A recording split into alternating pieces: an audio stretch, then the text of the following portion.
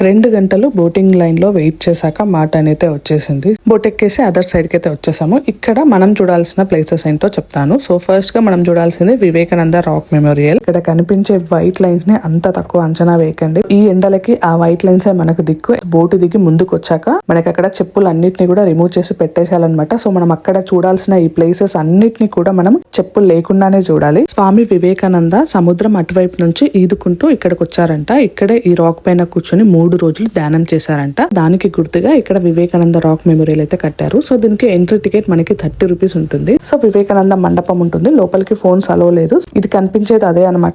Steps నుంచి పైకి వెళ్తే అదే వివేకానంద మండపం. సో లోపల మనకి వీడియో గానీ ఫొటోస్ గానీ తీయనియట్లేదు. వివేకానంద రాక్ మెమోరియల్ తో పాటు శ్రీ భగవత్ అమ్మవారి శ్రీపాద మండపం ని చూడొచ్చు. సో భగవత్ అమ్మవారి శివుడితో వివాహం కోసం ఇక్కడే తపస్సు చేశారంట. కానీ శివుడు తనని వివాహం చేసుకోలేదు, కన్యగానే ఉండిపోతానని ఫిక్స్ అయిందంట. అందుకే తను తన పేరు మీద ఈ ఊరికి కన్యాకుమారి అనేది పేరు వచ్చిందంట. సో తను ఇక్కడ తపస్సు చేసిన గుర్తులు తన పాద గుర్తులతో ఒక గుడి అవుతుందన్నమాట, శ్రీపాద మండపం అనేసి. శ్రీపాద మండపం టెంపుల్ నుంచి బయటికి రాగానే మనకి గ్లాస్ బ్రిడ్జ్ ఉంటుంది. ఇదైతే మనకి రీసెంట్ గా ఓపెన్ చేశారు. ఆల్మోస్ట్ ఒక 1 year 2 year ఏమో అయి ఉంటుంది. సో మనం ఆ గ్లాస్ బ్రిడ్జ్ దాటి ముందుకెళ్ళామంటే తిరువల్లూరు స్టాచ్యూ ఉంటుంది. సో ఇది చాలా పెద్ద స్టాచ్యూ. ఇతను ఎవరు అని అంటే తమిళ సాహిత్యంలో ఇతను చాలా గొప్పవారంట. తనకి గుర్తుగా తన స్టాచ్యూని అయితే ఇక్కడ పెట్టారు. చాలా పెద్ద స్టాచ్యూ. ఇది మనకి 3rd floor లోనో 4th floor లోనో ఉంటుంది. ఇవే కాకుండా మనకి ఇక్కడ శ్రీ భగవత్ అమ్మవారి టెంపుల్ కూడా ఉంటుంది. ఇది మనకి sunrise sunset view point దగ్గరలో ఉంటుంది. ఆ టెంపుల్ బ్యాక్ సైడే మనకి త్రివేణి సంగమం ఉంటుంది. 3 సముద్రాలు కలిసే ప్లేస్. నేను వాటిని వీడియో తీయలేకపోయాను. బట్ మీరు ఎవరైనా వెళ్తే ఆ త్రివేణి సంగమం చూడండి. అలాగే కుమారి అమ్మన్ భగవతి టెంపుల్ లో మంచిగా దర్శనం కూడా చేసుకోండి. మనం ఇందాక బోట్ లో టికెట్ తీసుకొని వచ్చాం కదా, సేమ్ అదే టికెట్ తో మనం ఇప్పుడు బ్యాక్ వెళ్ళొచ్చాం. సో మనకి వచ్చేటప్పుడు వెయిటింగ్ లైన్ ఎక్కువగా ఉన్నా,